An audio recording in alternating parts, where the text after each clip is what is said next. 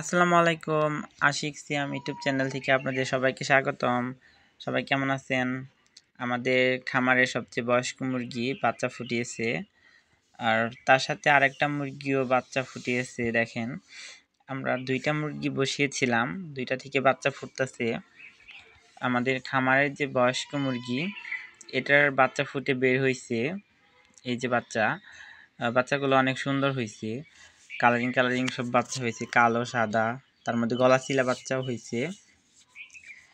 এখানে গলা চিলা বাচ্চা যে দেখেন আপনারা, এগুলার ডিম আমি ঢাকার এক ভাইয়ের কাছ থেকে পাহাড়ি গলা চিলার ডিম আনছিলাম। সেখান থেকে আপনার গলা চিলা বাচ্চা হয়েছে, অনেক সুন্দর সুন্দর গলা চিলা বাচ্চাগুলো হয়েছে, পাহাড়ি গলা চিলা এগুলা। আর এই দুই মুরগির বাচ্চা আমরা এক মুরগি দিয়ে পালন করব। আমি দুইটা মুরগি একসাথে বসাই দিয়া একটা দিয়ে বাচ্চা পালন করি। এই মুরগি থেকেও বাচ্চা ফুটে বের হইতেছে, আর এই মুরগির বাচ্চাগুলো আমরা এই মুরগির নিচে দিয়ে দিব। কারণ পরবর্তীতে এখন না দিলে পরবর্তীতে বাচ্চা মা ছেড়ে দিতে যাবে না, আর মাও নিবে না। কারণ বাচ্চা ফোটার সাথে সাথেই আমরা এক মুরগির নিচে সব বাচ্চা দিয়ে দিব। আর এই মুরগির ডিমগুলো রাতের মধ্যে ফুটবে। ডিমের ভিতর থেকে শব্দ পাওয়া যাইতেছে বাচ্চার, হয়তো রাতে ফুটবে।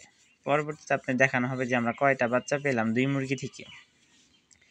যেহেতু শীতকাল, বাচ্চাগুলোকে আমাদেরকে অনেক সুন্দরভাবে পালতে হবে। আর আমরা যেহেতু দেশি মুরগি দিয়েই বাচ্চা পালন করব, আলাদা করে কোনো ব্রিডিংয়ের দরকার নাই। নিজেরাই মায়েরাই বাচ্চাদেরকে ব্রিডিং করবে। শুধু আমাদেরকে একটু রাতের বেলায় ওদেরকে ভালোভাবে রাখতে হবে, জানি ওরা ভালো থাকে, বাচ্চাদেরকে জানি ঠান্ডা আবহাওয়া না লাগে, বাচ্চাগুলোর জানি ঠান্ডা না লাগে সেদিকে আমাদেরকে খেয়াল রাখতে হবে। আর শীতের দিনে একটু সকালে একটু দেরি করেই আমরা মুরগির ঘর ছাড়ি, যেহেতু ছোট বাচ্চা যেন ঠান্ডা না লাগে সেদিকে আমাদেরকে খেয়াল রাখতে হবে। সে পর্যন্ত আপনারা দেখতে থাকেন। পরবর্তী ভিডিওতে আপনার দেখানো হবে যে আমাদের এই ডিমগুলো থেকে কতগুলো বাচ্চা ফুটে বের হয়।